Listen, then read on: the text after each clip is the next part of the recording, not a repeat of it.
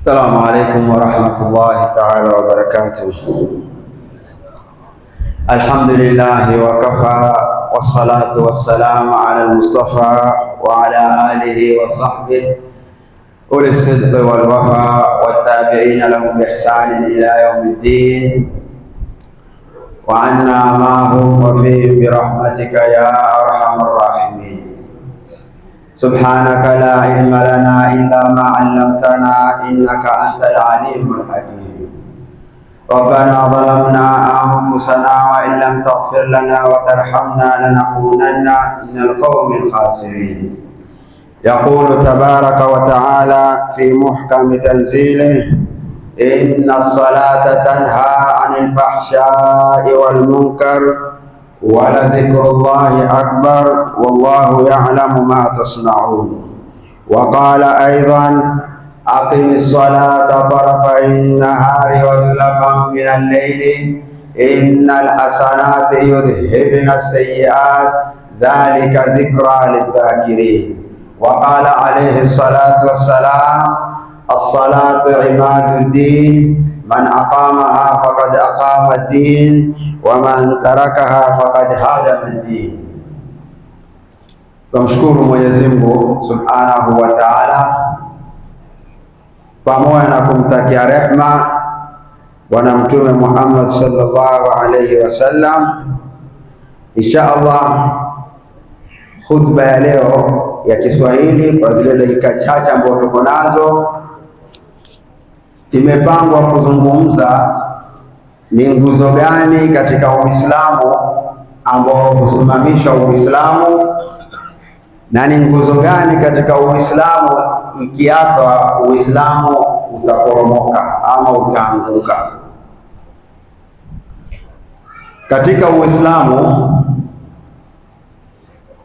Mwenyezi Mungu Subhanahu wa Ta'ala, baada ya kukamilisha ulimwengu na kuwaeta wale ambao kwamba watakuja kuurithi ulimwengu waishi kwa ule muda ambao kwamba wamepangiwa, Mwenyezi Mungu aliweka mfumo kwamba lazima kupatikane mawasiliano.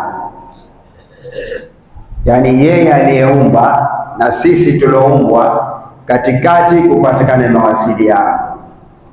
Na haya mawasiliano yakipatikana, si kwa kuwa yeye ndo atafaidika, sisi tulioumbwa ndo wenye kufaidika. Yeye hana hasara yoyote.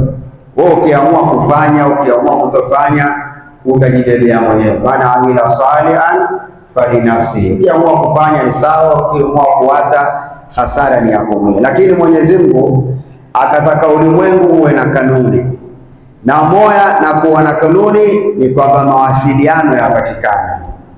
Hata katika ulimwengu ukiangalia, ikiwa hakuna mawasiliano baina ya mzazi na mtoto, hakuna nyumba itakayokusimama. Ikiwa hakuna mawasiliano baina ya mwajiri na alioajiriwa, hakuna kazi itaendelea. Kwa hivyo hivyo kwa Mwenyezi Mungu ndio ukubwa zaidi. Ikiwa wewe huna mawasiliano na Mwenyezi Mungu, basi yua dunia yako haitakuwa na maana yoyote. So ili dunia yako ijengeke iwe mzuri, ni lazima uhakikishe kwamba kutakuwa na mawasiliano mazuri. Kwa hivyo katika Uislamu, nguzo ambayo kwamba ikisimama yasimamisha Uislamu na ikiachwa Uislamu huvundika ni swala. Kwa hivyo leo tutaelezana umuhimu ama dauri ya swala katika Uislamu na katika mujitamaa yetu. Swala ni mlango mpana, hata juma moja, hata miezi sita haitoshi kuelezana kwa mahali kama hapa. Lakini wewe kama Muislamu, tangu leo takana ujue ya kwamba swala katika fikhi ni ilmu hali. Ilmu hali ni jambo la lazima. Ikiwa atakuwa hujui swala na bado uendelea kuishi mpaka uelekea miaka 40 50, wewe hujui mambo yote kuhusu swala, wapata madhambi. Katika Uislamu wakati mwingine waweza kusamehewa maana fulani, maana kwingine usisamehewe. Mathalan, wewe huna pesa, huna chochote, ni fukara ama ni maskini, si lazima ujue mambo ya zaka. Ile siku Mungu atakubariki, ni sawa ukajifundishe mambo ya zaka. Mathalan, hujapata uwezo wa kwenda Maka, Usifundishe kwa sababu hujapata, lakini siku utakundukiwa, lazima utafute wakati kabla uende Maka, ujue mambo yote yanayotakikana kabla uende Maka. Lakini kwa swala hakuna njia yoyote, ni wewe utafute wakati. Ni nani atakusaidia kusomeshe, ujue kila kitu kinachofungamana na swala. Na swala ina mambo mengi sana ambayo kwamba imefungamana. Kwa hivyo kwako kama Muislamu, swala yasimama kama ilmu hali, ni lazima. Ukishakubaliki, ukiwa tayari, lazima ujue mambo yote ambayo kwamba hufungamana na swala. Na wasia wa Mtume sallallahu alaihi wasallam wakati yako karibu kuondoka ulimwenguni, aliongea sana habari ya swala. Wale waliokuwa karibu wamepokea riwaya akiwaambia kwamba as-sala as-sala as-sala. Yeye huondoka duniani, huambia masahaba zangu swala, kila wakati swala swala swala, wa ma malakat aymanukum, na watumwa wenu wale ambao mmewamiliki. Kwa hiyo swala imesisitizwa sana na Mtume sallallahu alaihi wasallam. Na katika Qur'ani ukitukua neno zaka na neno la saumu na neno la haji na shahada, ukayaunganisha yote, hayafiki robo ya neno swala katika mswahafu mzima. Neno swala katika mswahafu mzima limetajwa zaidi ya mara 50. Tamko la neno as-sala katika Qur'ani kuanzia alif lam mim mpaka qul huwallahu limetajwa zaidi ya mara 50, zaidi ya mara 50. Kwa hivyo hili ni dalili tosha kwamba swala si kitu cha mchezo, wala swala si kitu cha kutezewa. Yatupa picha wazi kwamba Qur'ani na Mtume yeye mwenyewe sallallahu alaihi wasallam, zote hizi mbili zimekuja kutusukuma na kutuhimiza tuitekeleze faradhi kama hii. Na faradhi kama hii ni wajibu kama nilivyotangulia kusema, na utaitekeleza kwa njia yoyote itakayokupatikana. Ukiangalia ibada zingine utaona kuna excuse imetolewa, kuna msamaha. Huwezi kufunga, utakula, huna senti, hutoi zaka, huna senti, huendi Maka. Lakini angalia swala, hakuna mali utachenga hata kumoja. Ukiwa kumwini utaswali, ukipanda gari utaswali, ukiwa kitandani, hata kama kwa karibu kufa, unabakia ni ulimi peke yake. Holo ulimi ndio utakaoswali mpaka siku utaondoka duniani, hata kama mikono na miguu hayainuki. Ukiwa zitani, hakuna ibada za jihadi, pale pale kwenye jihadi swala ikufuate. Kwa hivyo hakuna ndia ambapo kama utakapokimbia usitekeleze wajibu wa swala. Kwa hivyo swala katika Uislamu imesisitizwa na Qur'ani. Mwenyezi Mungu Subhanahu wa Ta'ala amesisitiza kila kona na akatueleza faida yake kila kona. Mwenyezi Mungu ametuambia katika Qur'ani, kad aflaha almu'minun. Kadi katika lugha ya Kiarabu ni tahqiq, maana yake 100% amefaulu Muislamu ama amefaulu mu'min. Yani mu'min gani? Alladhina hum fi salatihim khashi'un, wale ambao kwamba katika swala zao wana utulivu. Khushu isikufunga macho ndani ya swala. Khushu ni utulivu. Baadhi ya watu fikiri pengine ni uswali uikunde kama una baridi, hiyo sio khushu. Ni tumanina na akili yako yote iko ndani ya swala. Si hata umeswali kipiga salamu waulizwa imamu raka ya kwanza amesoma nini, waanza kufikiria dakika 5 imamu alisoma nini, hukuwa ndani ya swala. Kwa hivyo khushu ni tumanina wa moyo na communication ya asili ipatikane wewe na Mola wako. Saidina Omar wakati akiuawa aligundua tu mshale umemuingia ama ile fumo lilomuingia baada ya kupiga salamu, ndio kumbe mimi nimedungwa, ndio kufa na uko ndani ya swala.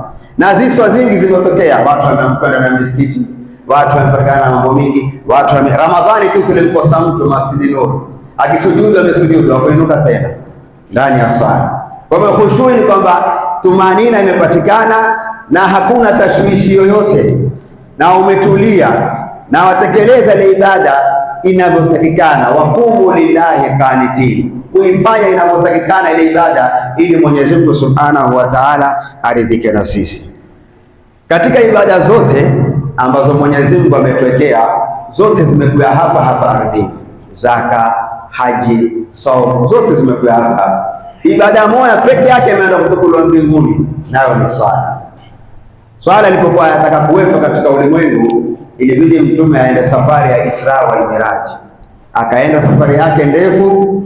Moja katika zawadi, hakujua kuna nini katika Isra wal Miraj, lakini moja katika zawadi ambao kwamba Mwenyezi Mungu alimtunuku ni swala.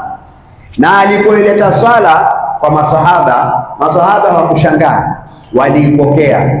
Na Mtume akawaambia, hii ibada ambayo kwamba mimi nawapatia nimepewa na Mwenyezi Mungu, haianza na nyinyi, ni kama saumu. Mwenyezi Mungu atuambia, kutiba alaikumus siyamu kama kutiba ala alladhina min qablikum. Kwa hivyo kufunga si kwa mwanda nyinyi, ilitangulia hii ibada ya kufunga. Kwa hivyo swala kunao ushahidi zaidi ya ushahidi 5 ama 10 inayoeleza kwamba ibada ya swala haianza na Mtume Muhammad. Pengine mfumo na namna kutekeleza ibada.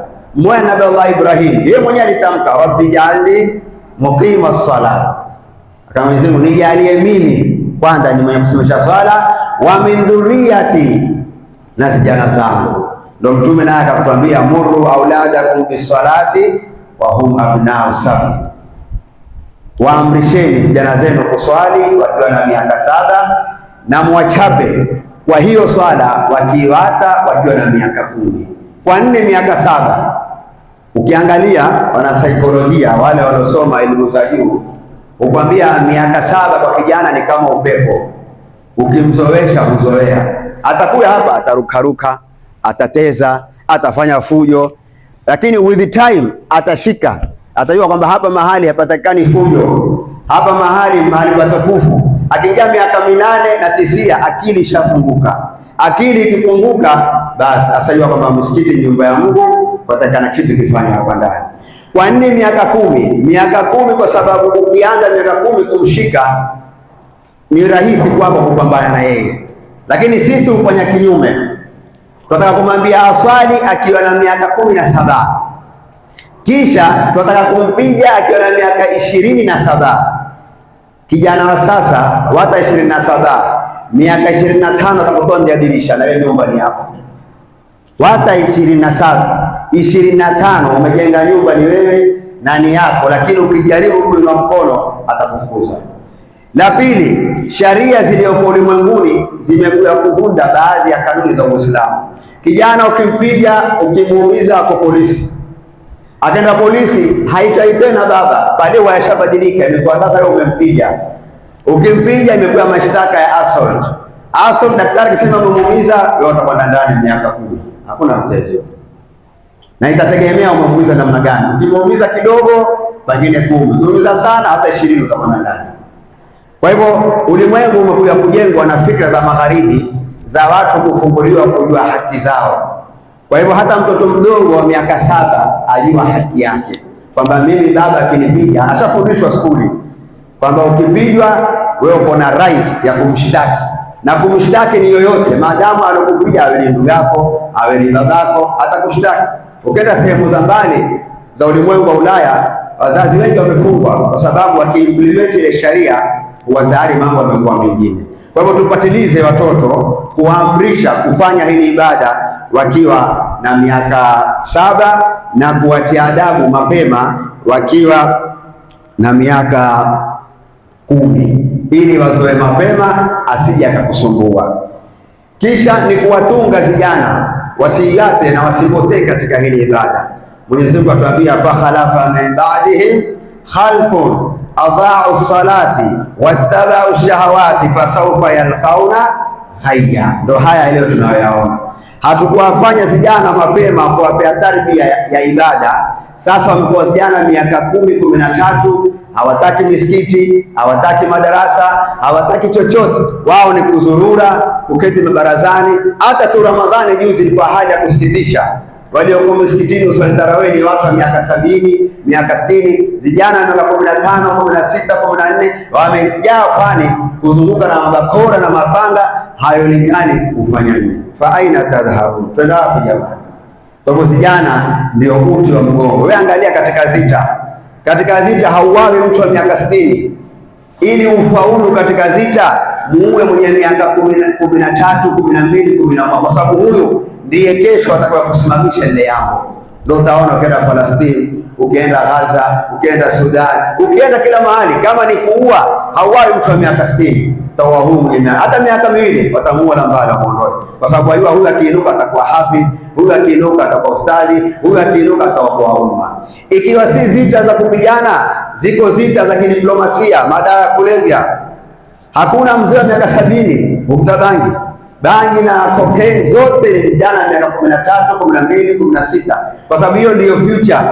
Kesho wazee wetu wakiondoka, takuwa hakuna watoto. Kukosekana watoto, mji utangiwa, wasokuwa wenyewe ndio watakuwa maskani, ndio wataendesha ile gari. Wale waliozaliwa watakuwa maamuma, wote wako nyuma, na hata wazee hawayafa, mambo tuyaona.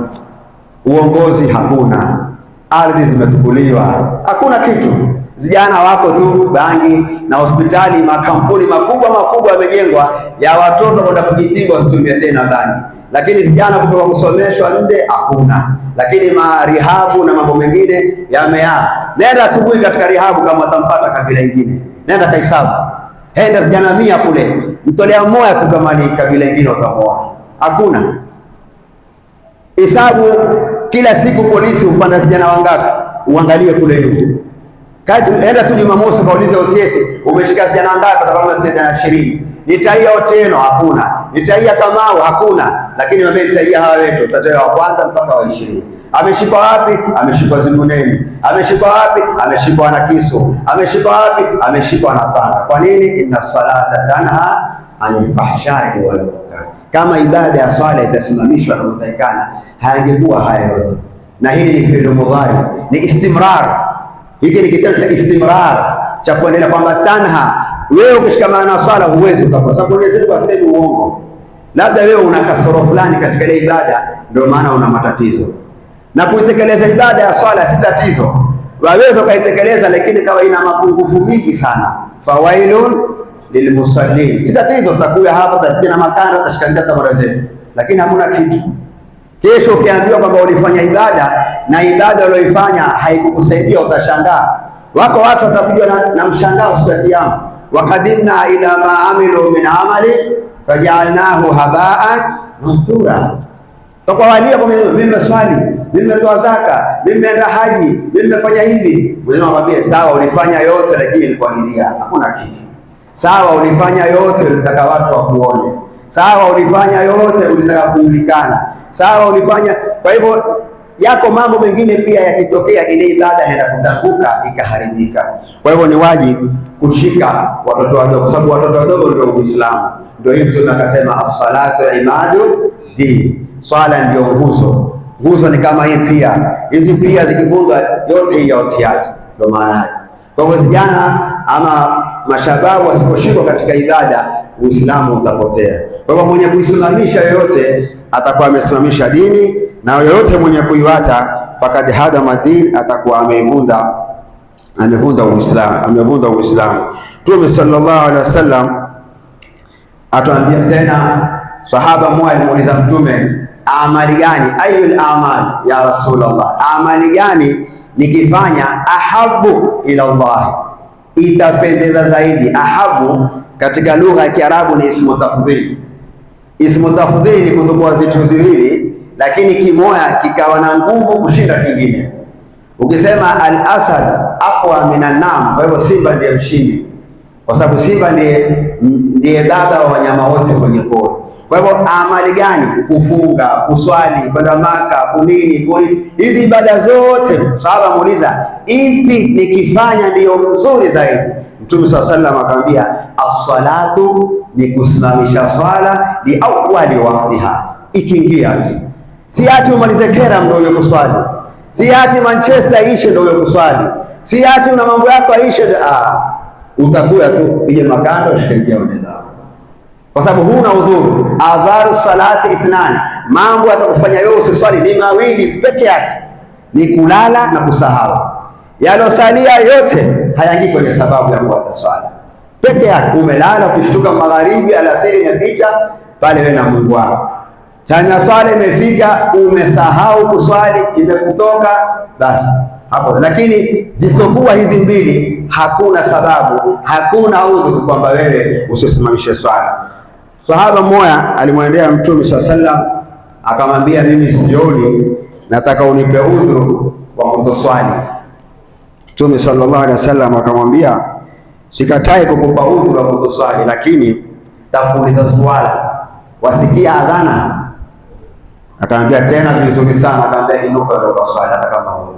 Sasa ambaye haoni anaambaye ndio swali, haya mwenye masikio yake mawili walisana washafatei, kila kitu, hakuna kitu huna. Kitu gani ambacho kwamba kitakufanya wewe usiende kutekeleza? Kwa hivyo swala, na Ibn al-Hajar al-Asqalani atueleza, aliulizwa kuhusu swala akasema, as-salatu fi lugha ad-du'a, swala katika lugha ni dua.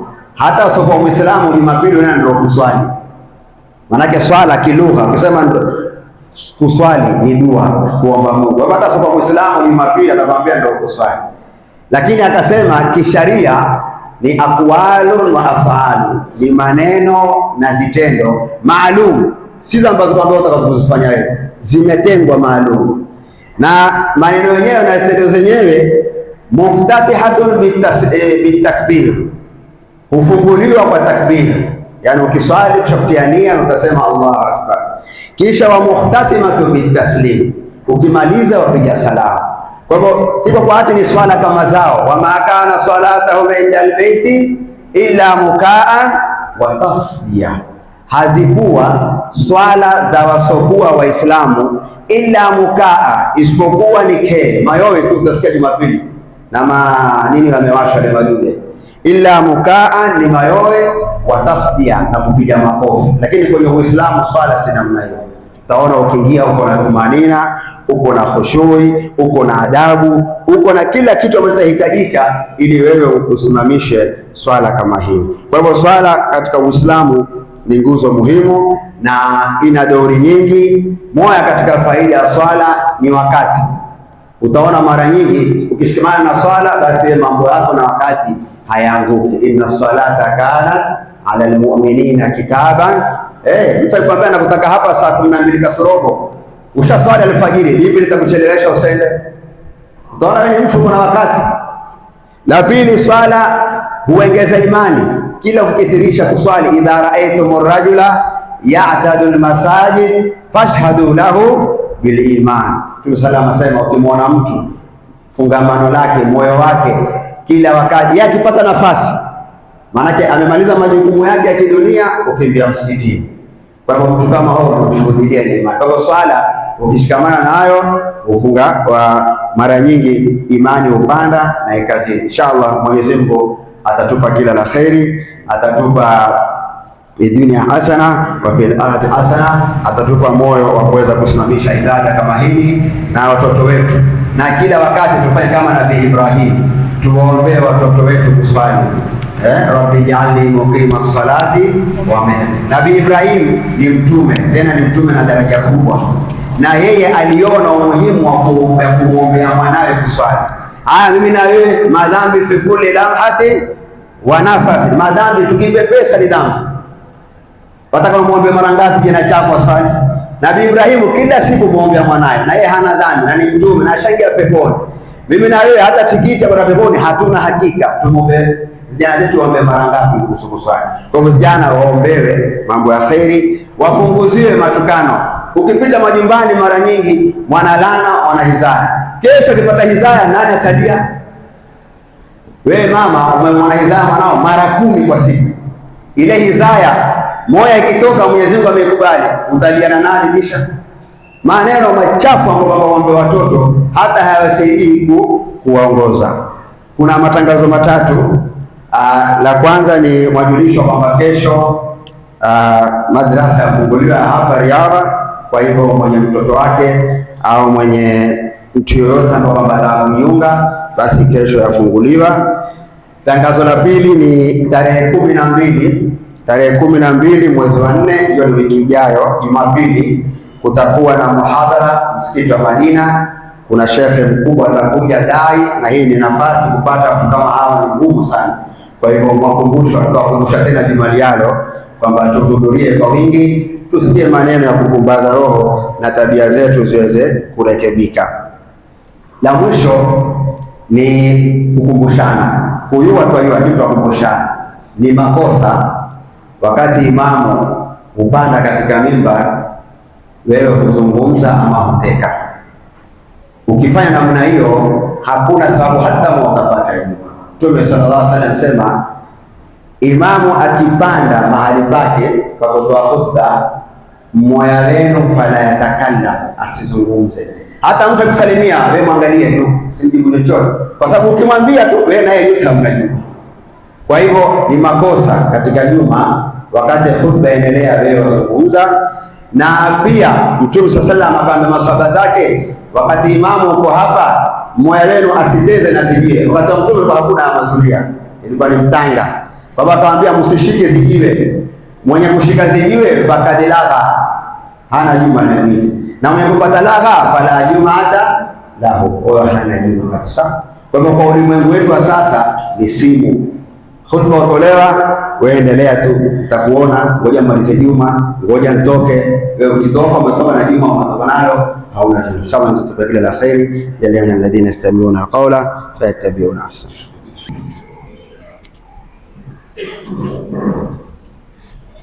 أعوذ بالله من الشيطان الرجيم.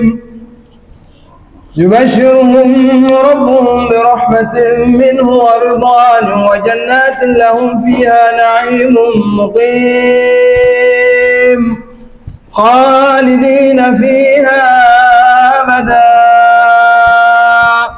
إن الله عنده أجر عظيم. إن الله وملائكته يصلون على النبي يا أيها الذين آمنوا صلوا عليه وسلموا تسليما.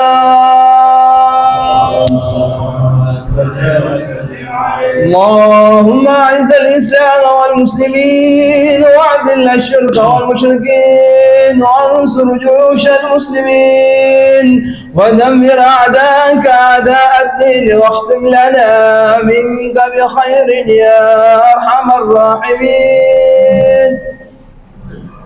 السلام عليكم ورحمة الله وبركاته.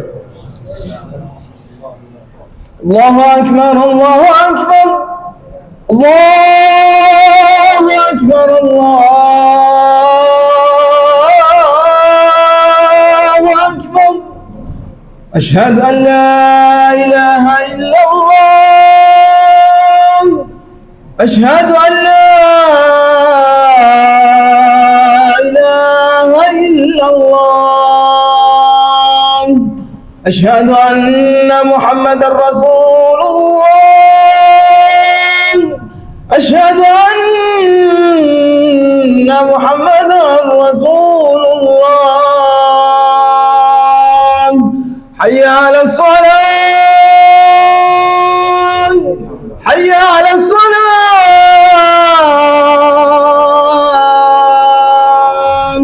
حي على الفلاح حي على الفلاح.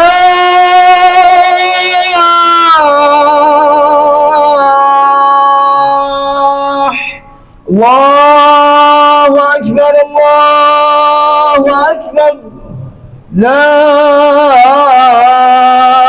إله إلا الله.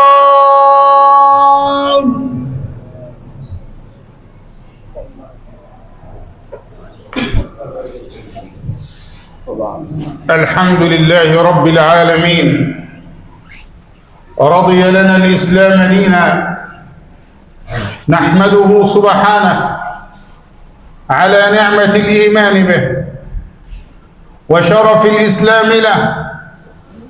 ومما زادني شرفا وتيها وكدت بأخمصي أطأ الثريا دخولي تحت قولك يا عبادي وأن سيرت أحمد لي نبيا.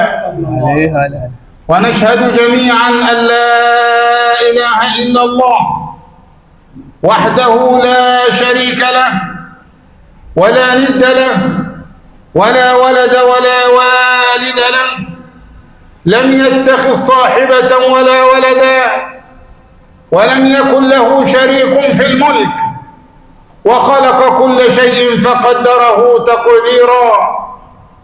رب أشهد أن التوفيق بيديك، وأن التوكل لا يكون إلا عليك، ونشهد أن حبيبنا ونبينا وعظيمنا وشفيعنا محمد صلى الله عليه وسلم صلى الله عليه وبارك عليه وعلى آله كان يقوم من الليل حتى تتورم قدماه، فتقول له الصديقة بنت الصديق أمنا السيدة عائشة بنت أبي بكر رضي الله عنه: هون عليك يا رسول الله، فقد غفر الله لك ما تقدم من ذنبك وما تأخر.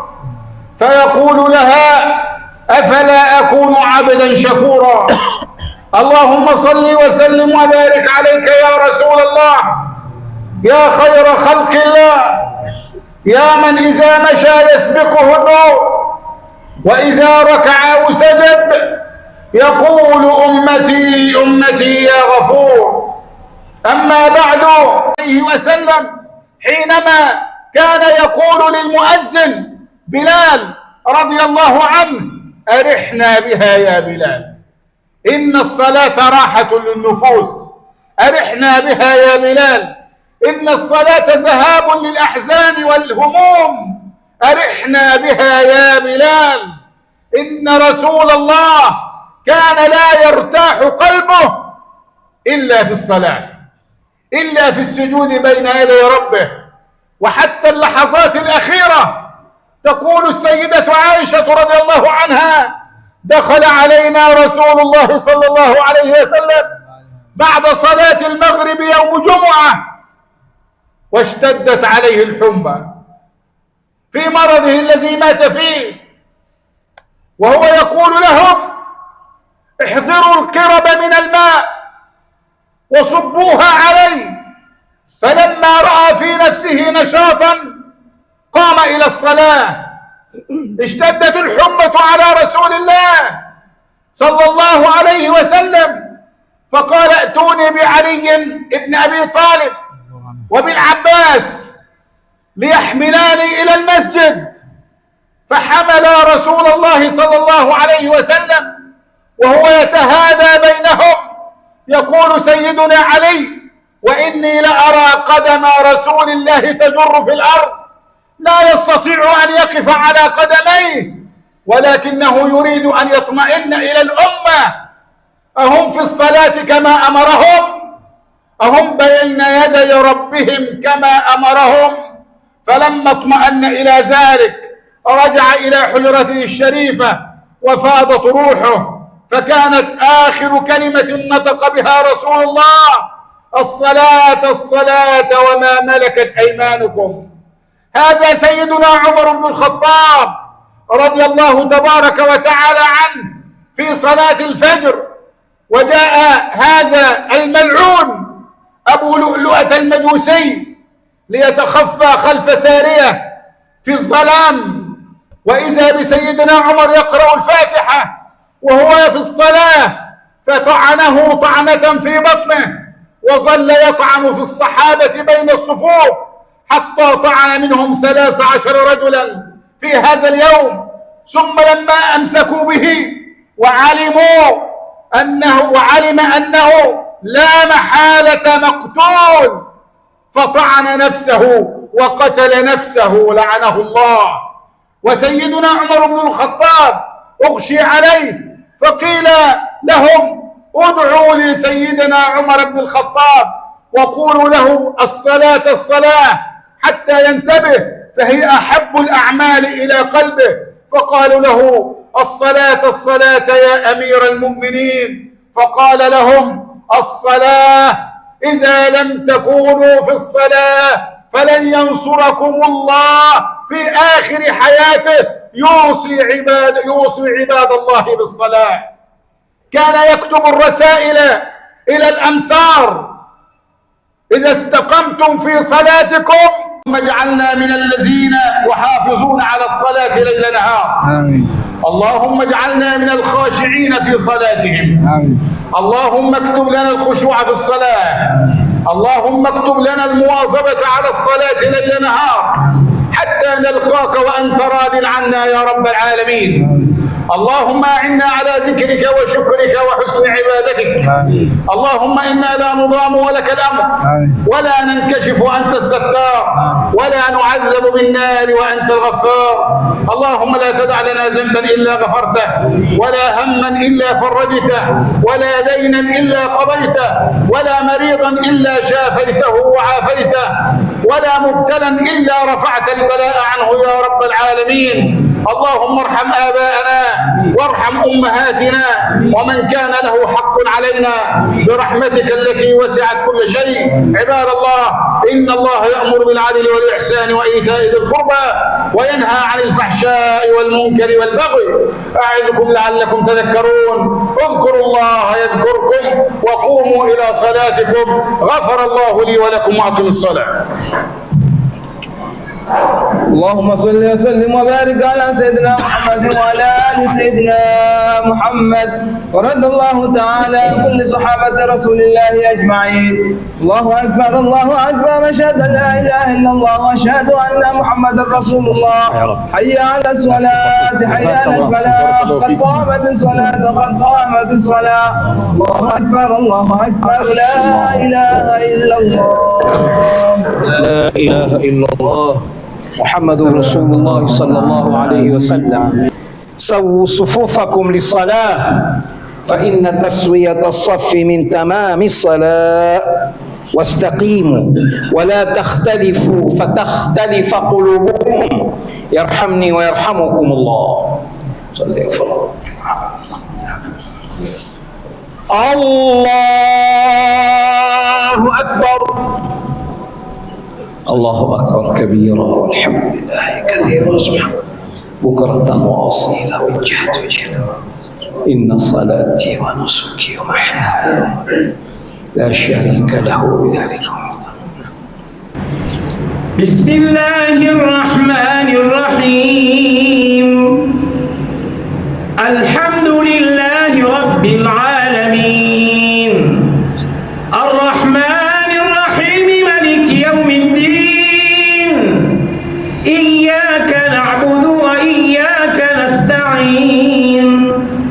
اهدنا الصراط المستقيم صراط الذين أنعمت عليهم غير المغضوب عليهم ولا الضالين.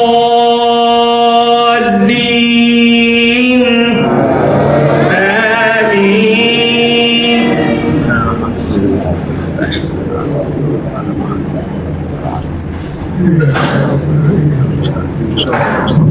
وأمر أهلك بالصلاة واصطبر عليها لا نسألك رزقا نحن نرزقك والعاقبة للتقوى. وقالوا لولا يأتينا بآية من ربه أولم تأتهم بينة ما في الصحف الأولى ولو أنا أهلكناهم بعذاب من قبله لقالوا ربنا لولا أرسلت إلينا رسولا فنتبع آياتك من قبل أن نذل ونخزى. قل كل متربص فتربصوا فستعلمون من أصحاب الصراط السوي ومن اهتدى. الله أكبر.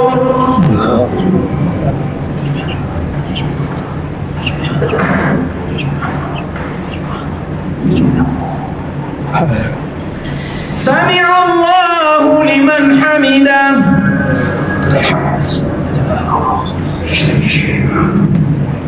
الله أكبر.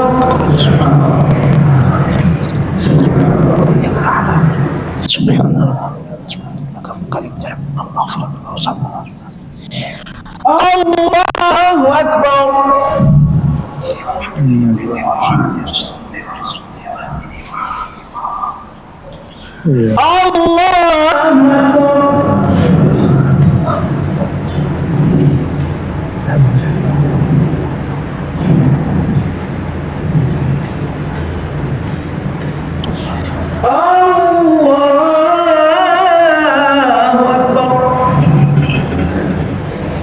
بسم الله الرحمن الرحيم الحمد لله رب العالمين الرحمن الرحيم مالك يوم الدين إياك نعبد وإياك نستعين اهدنا الصراط المستقيم صراط الذين أنعمت عليهم غير المغضوب عليهم ولا الضالين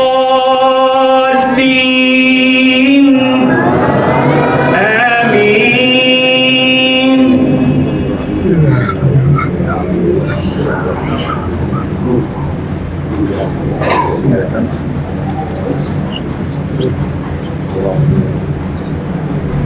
بسم الله الرحمن الرحيم إنا أعطيناك الكوثر فصل لربك وانحر إن شانئك هو الأبتر.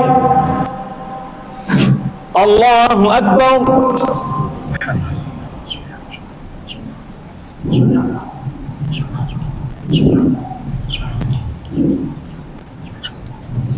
سمع الله لمن حمده. شيء بعده. الله أكبر.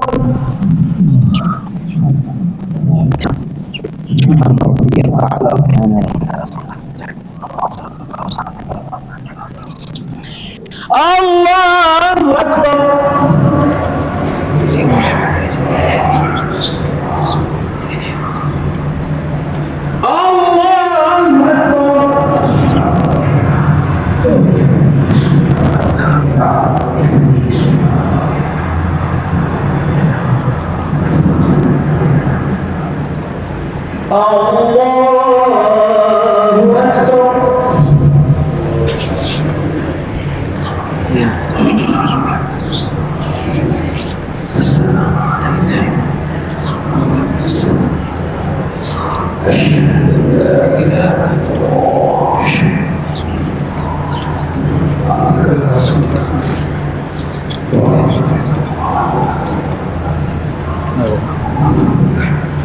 قدمت مؤخرت وأسررت قدمت مؤخرت حسن في الآخرة حسن من عذاب القبر من عذاب النار فتنة سكرت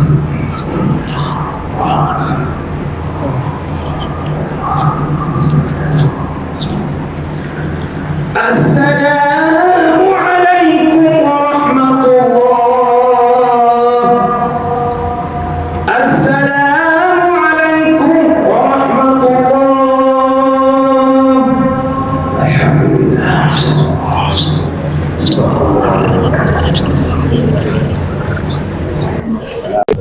آمين.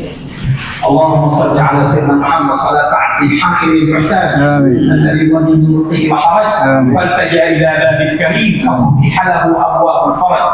ربنا تقبل منا انك انت السميع العليم وتب علينا انك انت التواب الرحيم.